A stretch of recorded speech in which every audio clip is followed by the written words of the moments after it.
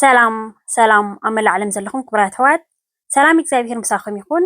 ናይ ሎማዓንቲ መደበይ እምበኣር ክትፈትዉ ተስፋ እንዳገበርኩ ቅድሚ ናብኡ ባለይ ግን እቶም ሓደሽ ዘለኹም ላይክ ሳብስክራይብ ከምኡ እንዳገበርኩም ነዚ መዓልታዊ ሒዜ ዝመፅእ ቪድዮታት ተኻፈልቲ ክትኮኑ ብክብሪ ዕድመኩም።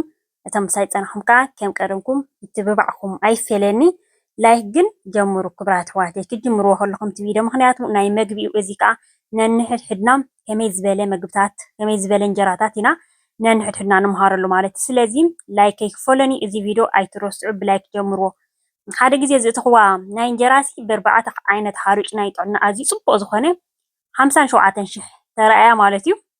ላይክ እንተሪኢኻዮ ግን ሽሕን ገለን ጥራይ ኣለዎ ማለት እዩ። እዚ 57,000 ርእዩ ተጠቂሙሉ እዩ እቲ ሰብ ማለት እዩ። ግን እቲ ላይክ ኣይንገብርን። ስለዚ ሰላም ሓፍተይ ኣሪእና ክትብላ ከለኸን ከዓ እታ ላይክ ኣይትረስዓ እዘን ኣሕዋተይ ማለት እዩ። ናይ ክሽነ መቸም ንፈልጦ ኢና ማዕረ ክንደይ ከቢድ ምዃኑ ማለት እዩ። በቲ ካሜራ ክትገብር በቲ ኤዲት ክትገብር በቲ እንታይ ዝበሃል ሒዝካሲ ከቢድ ኢሉ እዩ። ስለዚ ነዚ ተረዲእኹም ላይክ ኣይተሕድዱ። እንደገና ከዓ ብዙሓት ኣሕዋትና ክጥቀማሉ ማለት እዩ። ሰላም ሓፍተይ ናይ ጣፍ ጥራይ ከ ፅቡቅ ወፀልና ዶ ኢላ ብቀዳይ ሕጂ ዝሓለፈት 4 ዓይነታት ሓርጭ ብላፋ ዝሰራሕናዮ ማለት እዩ ከምኡ ኢላ ትፅሕፍ ነይራ። ሕጂ ስለ ዘይረኣየት እምበር ናይ ጣፍ ሕጂ ዝሰራሕዎ ዳርጋ 39,000 ተራእየሎ ማለት እዩ። ሕጂ ላይክ ተገይርናሉ ብዙሓት ኣሕዋትና ክመሃራሉ ብፍላይ እዚ ናይ እንጀራ ሓዋዊስካ ድዩ እዚ ናይ ጣፊስ ንኩላትና እዩ ዝኣቢርና ማለት እዩ። ከምቲ ፅቡቅ ዝመፀልና ግን ነንሕድድና እንዳተመሃሃርና እንዳተደጋገፍና ክንከይድ ይግባኣና። ሕጂ ከም ዝረኣኹሞ እምበኣር 3 ኪሎ ቀይሕ ጣፍ እየ ተጠቂመ ዘለኹ። እቲ ብዝሒ ከከም ዝደልናዮ ተደልና 1 ኪሎ ክንገብር ንኽእል ተደልና ከዓ እውን ላዕሊ ናይ ውራይ ተኮይኑ ክንገብር ንኽእል ማለት እዩ። ሕጂ ናይ ሎማዓንቲ ፍልይ ዘብሎ ዘሎ 5 መዓልቲ እዩ። ኣብ 5ይ መዓልቲ ኢና ክንስንክቶ ማለት እዩ። ዝሓለፈ ኣብ 4ይ መዓልቲ ሰንኪትናዮ ነርና። ናይ ሎማዓንቲ ከዓ ኣብ 5ይ መዓልቱ ክንስንክቶ ኢና። እቲ ኣብ ኪዕኻዮ ምቕናይ ብጣዕሚ ነቲ እንጀራ ዘስብሖ ዝባኑን ገለን ከዓ ዓይኒ ዝበሃል ኣይውፅን እዩ። ብጣዕሚ እዩ ፅቡቅ ዝገብረልና ማለት እዩ። ናይ ኣውደ ዓመት ሰሪሑ ማለት እዩ።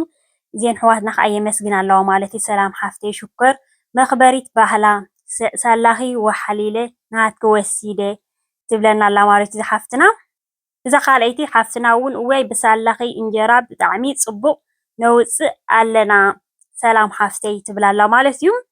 ብዙሓት እዚአን ሕጂ ከምዚ እንታይ ዝበሃል ኢለ ከማን ኣምፅአን እዚአን 2 ሓባ እምበር ብጣዕሚ ናይ እንጀራ ናይ ፋሲካ ክንሰርሖ ኢለ ዘዳለኽዎ ብዙሓት ኣሕዋትና ኣብ ቲክቶክ ይኹን ኣብ ዩቱብ ይኹን ተጠቂምክን ኣዝዩ ፅቡቅ ከም ዝመፀልክን በቃ ሰብ ዝኾነ ዘትሰክሕ እንጀራ ወፂድና ሰላም ሓፍተይ እንዳበልክን ትፅሕፋለይ። ምክንያቱ እቲ መፂኽን ምምስካር ከዓ ብጣዕሚ ንዓይ ከምዚ እንታይ ዝበሃል ዝገብረ ማለት እዩ። እቲ ዝሰራሕዎ ክትጥቀማሉ ከለኽን ፅቡቅ ክወፀልክን ከሎ ብጣዕሚ ንክሰርሕ ዝተባዕ ማለት እዩ። ክቡራት ኣሕዋተይ ብዙሓት ተጠቂምክናሉ ፅቡቅ ከም ዝወፀልክን እዚኣ ከዓ ሕጂ ብጣዕሚ ፅብቅቲ እያ። እንደገና እዚ ፃዕዳ ሽጉርቲ ክንገብረሉ ኢና። ዝሓለፈ ኣብቲ ናይ ብላፋ 4 ዓይነት ሓርጭ ጌርና ዝሰራሕናዮ ኣብ ጣፍ ክንገብረሉ ዲና ኢላ ሓቲታ ነይራ። ብጣዕሚ ፅቡቅ ማለት እዩ። ኣብዚ ዝለወስናዮ እንጀራ ክንገብረሉ ከለና እንደገና ሓንቲ ሓፍትና ከዓ ሰላም ሓፍተይ እቲ ፃዕዳ ሽጉርቲ ከዓ ዝተጣሕነ ፃዕዳ ሽጉርቲ ፓውደር ጌርኪ ኣብ ዓኺ ጌርኪ ተቢልክዮ ልክዕ ከምዚ ጨው ባዕኸ ነስኒስካ ትበልዖ ከምኡ ዝጥዕም ኢላ ማለት እዩ። ከምኣ ገይረ ምስ ፈተንክዎ ከዓ ብጣዕሚ ገሪምኒ ማለት እዩ። ናይ ብሓቂ ክቡራት ኣሕዋተይ ከምዚ ኣነሲ ንዓኹም ዝምህረኩም ዘለኹ ኮይኑ ይስማዓኩም እምበር ካባኹም ከዓ ብዙሕ በቃ ሪስፔክት ናይ ሰባት ዘለኩም ትሕትና ዘለኩም ናይ ብሓቂ ብዘይቀላዓለም ክቡራት ኣሕዋተይ ካባኻትኩም ብዙሕ እየ ዝምሃር ማለት እዩ። ስለዚ ናይዚ ሓፍትና ተጠቂመሉ ሕጂ ካብዚ እዚ ቪድዮ ሰሪሐ ስለ ፀንሑ ናይ ኣውደ ዓመት እንድዩ ኣጋጣም ፍሬሽ ፃዕዳ ሽጉርቲ ገይረ ዘለኹ ዝተጣሓነ ገይረ ምስ ፈተንክዎ ግን ብጣዕሚ ፅቡቅ መፅዩ ኣብ ክንዲዚ ዝገበርኩሉ ዝተጣሓነ ጌርክን ተጠቀማ ንስኽን ከዓ ማለት እዩ። ሕጂ እምበኣር ኣብ 4 መዓልቲ እየ ላፋ ዝገብር ዘለኹ ኣብ 5 መዓልቲ ከዓ ክንነብሎ ኢና ማለት እዩ። ሕጂ 2 በዚኣ ጌርና ማይ ኣቢልና ኣለና ማለት እዩ ክነፍልሖ ኢና። ን3 ኪሎሲ 2 ሊትሮ ማይ ተጠቂመ ኣለኹ ማለት እዩ። መጀመርያ ግን ልውስ ምስ ኣበልናዮ ዓፍ ኢሉ ስለ ዝበኩዕ ድሕሪ 2 መዓልቲ ይኸውን ሕፅብፅብ ክነብሎ ክንክእል ኣለና ማለት እዩ። ሕጂ እዚ ናሃቱ ፅላሉ ኣፅልል ኣቢልና ኣብዚ ክንቁንሶ ኢልና ሕብሪ ቀኒ ምክንያቱ ናይቲ ዝቐነየ ከም ትሪእዎ ዘለኹም ኮይኑ ማለት እዩ። ግን ናይቲ ፃዕዳ ሽጉርቲ ዘለዎ ናይ ተባዓኸ ዘለዎ ክነግረኩም ኣይክእልን እየ ክቡራት ኣሕዋተይ ብጣዕሚ ናይ ዝሓለፈ ስራሕ ወንጀራ ከዓ ሰላም ሓፍተይ በዋዘ ጌርካ ዝስተበልዑ እምበር እንዳበልክም ብእውነት ብጣዕሚ ሓቅኹም ኢኹም በዋዘ ጌርካ ድዩ ብጨወባዓ ከግብረ ኣቢልካ ድዩ ደስ ዝብለካ ማለት እዩ ብዝኾነ ከም ትሪእዎ ዘለኹም ገይረ ሕጂ እንታይ ዝበሃል ክገብሮ እየ ሓንሳብ ሕብር ሕብር ኣቢለ ምሸት እየ ዝለብሶ ዘለኹም እንታን ዝሕል ክብል ማለት እዩ እንተኽኢልና ምሸት ንለብሶ ንላፍዎ ማለት ሶሪ እንተዘይክኢልና ከዓ እንታይ ዝበሃል ክንገብር ንኽእል ኢና ፀገም የብሉን እዩ ንጉሆ ልፍዎ ኣቢልና ዝሕል ምስ በለ ፅቡቅ ጌር ምዝሓልካ ክንሕውሶ ንኽእልና ድሕሪ 5 ሰዓት 6 ሰዓት ዝኸውን ማለት እዩ ከም ትሪእዎ ዘለኹም ሕጂ ፈሊሑ ኣሎ ክንላፍዎ ከለና ከዓ ኣብዚ እንታይ ዝበሃል ክንገብር ኣለና ማለት እዩ ከምዚ ቅጥን ዝበለስ ክንገብሮ የብልናን በቃ ሕፍስ ዝበለ ጌርና ክነብሎ ኣለና ማለት እዩ ክንላፍዎ ኣለና ብውሕድ ከዓ እቲ ሓዊ ንህርሙ ሕጂ እንዳላፈናዮ ከለና ሓደ 10 ደቂቕ ዝኸውን 12 ደቂቕ ዝኸውን ጌርና ከዓ ፅቡቅ ጌርና ክንህርሞ ኣለና ሓዊ ማለት እዩ ብእውነት ከምዚ ጌርካ ክትብሎ ከለካ መጀመርያ እቲ እንጀራ ቡርኩት እዩ ዝኾነልካ እንደገና ክስብብ እውን ኣይክእልን እዩ ይስብበና ገለልክን ከዓ ትፅሕፋ ዘለኽን ከዓ ዋላ ጣፍ ይኹን ዋላ ሓዋዊስና ይኹን ከምዚ ጌርና ንገብሮ ተኸይድና እንታይ ዝበሃል ዝኾነና ኣይስብብን እዩ ማለት እዩ ክሳብ 5 መዓልቲ 6 መዓልቲ ከይሰበበ ይበልዑ በቃ ክጥዕም መዓት ክነግረኩም ኣይክእልን እየ ዝተለፈወን ዘይተለፈውን ፍልል ኣሎ ብጣዕሚ ማለት እዩ ሕጂ ከም ትሪእዎ ዘለኹም ምሕፋሱ ከይንሎ ማለት እዩ ንዓኹም እቲ ቪድዮ ንኸይነውሓኩም እየ ከማን እሕልፍ ሕልፍ ዘብሎ ዘለኹም በር ንክትላፈ ጥራይ እዚኣሲ 12 ደቂቕ ትኸይድ ማለት እዩ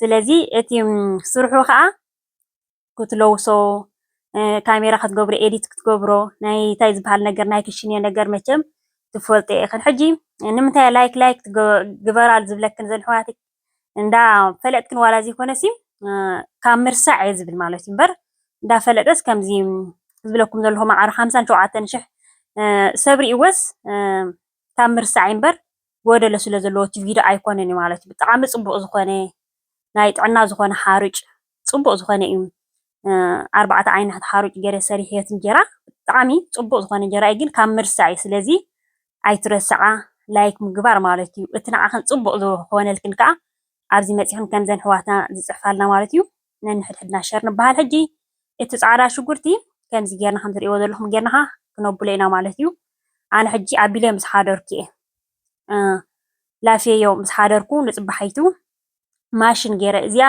ናይ ፅማቅ እታ ቀንዲ ሚስጥር ኣብዚኣ እንታይ እያ ዘላ መሲልኩም ብዝናይ መልወሲ ናይ ቢሑቅ ገርና እንተሃሪምናዮ ፅቡቅ ተሊና ማለት እዩ እንተዘይብልና ከዓ እዚኣ ናይ ጁሲ ዘይብልና የለን እዩ ብከምኡ እየ ኩላትክን ምንታን ብቕልል ዝበለ ጥቀመላ ኢለ እምበር ኣነ ለትኒኣታ ንደውሰላ ናይ በታ ዝለወስናላ ጌርና ብሓንሳብ ጠርዲፉ ከብሎ ነርኒ ግን ከዓ ኩሉስ እታ ማሽንሲ ኩሉ ሰብ የብሉን ይሳ ማለት እዩ ግን በዚኣ ገይረ ሃሪመ መዓር ክንደይ ፅቡቅ ከም ዝወፅእ ከዓ ብቕልል ዝበለ ዘርእየክን ዘለኹ ማለት እዩ ሕጂ እቲ እንታይ ዝበሃል ሓፊስ ኮይኑሎ ማለት እቲ ላፋና ዝሕል ኢሉ ምስ ሓደረ ሕጂ ኣብ ክልተ ጌርና ክነብሎ ኢና ምክንያቱ እቲ ማሽንና እንዳዓረፍና ከዓ ከረስነና ክባላሸወና ስለ ዝኸኣነ ሕጂ በቃ ርስቲ ንእሽተይ ምሰበለት ካልእ ስራሕ እየ ዝገብር ሳብ ዝሕል ዝብል ማለት እዩ እንዳዓረፍና ምክንያቱ ክቃፀል ይኽእል እዩ ያ ማሽንና ማለት እዩ ሕጂ ከም ትሪእዎ ዘለኹም ጌርና ሕውስውስ ክነብሎ ኢና ኣይድንጉኒ ሽዑ ገፍ ኢሉ እዩ ዝበኽዓልና ማለት እዩ ከምዚ ዋላ ግዜ ካልእ ወይ ንስራሕ እንተኸይድና ላፊናዮ ከምዚ ጌርና ሓዋዊስና ዋላ ሓደ ፀገም የብሉ ንኣብነት ሕጂ 6 ሰዓት ሓደ ግዜ ኣብ 6 ሰዓት ስንክቶ ሓደ ግዜ ኣብ 7 ሰዓት ስንክቶ ሓደ ግዜ ኣብ 5 ሰዓት ስንክቶ ኣብዚ ናይ ሰዓታት ፍልስ ፀገም የብሉን ማለት እየ ኣብዚኣ ሕጂ ዝኣኽሎ ዝበልናዮ ቅጥን ክነብሎ ኢና ምክንያቱ ሓፊስና ኢልና ብድሕሪኡ ማይ ዝበሃል ክንውስኸሉ የብልናን ከምዚኣ ጌርክን ትስንክታ እሞ ክቡራት ኣሕዋተይ ዳርጋ ናይ ሎማዓንቲ በቃ ካብቲ መጎጎ ነፊሩ ክከደል እዩ ኣተሓዝኑ እየ ኣተሓዝኑ ኩላትና ብሓንሳብ ከይድና ናሓዘ እዩ ናይ ሎማዓንቲ እንጀራ ብእውነት ገለ ዓይነት ከማን ከምስቲ ናይ ብርሃን ናይቲ ገለ ከምዚ ካሜራ ፅቡቅ ኣይወፅን እዩ ብኣካል ክነግረኩም ኣይክእልኒ ከፅቡቅ መዓት እዩ ዝወፅእ ማለት እዩ ከምቲ ትሪእዎ ብቪድዮስ ብሓፂሩ ኣይኮነን እዩ ማለት ሕጂ ድሕሪ 6 ሰዓት ክስንክቶ ማለት እዩ